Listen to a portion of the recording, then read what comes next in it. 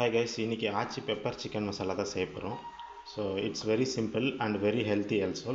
So first ஒரு கடாயில் எண்ணெய் ஊற்றி கடுகு போட்டு அப்புறமா வெங்காயம் போட்டு நல்லா வதக்கிட்டு, நெக்ஸ்ட்டு இஞ்சி பூண்டு பேஸ்ட்டு போட்டு வதக்கிட்டு, நெக்ஸ்ட் பெப்பர் சிக்கன் மசாலா அதை வந்து ஒரு 30 கிராம்ஸ் போட்டுட்டு, நெக்ஸ்ட்டு இது நல்லா வதக்கணும். ஸோ நெக்ஸ்ட்டு சிக்கன் போட்டு அதுக்கப்புறமா சால்ட் ஃபார் டேஸ்ட்டு, அது உங்களோட இஷ்டம். So it's always reduced level is very good.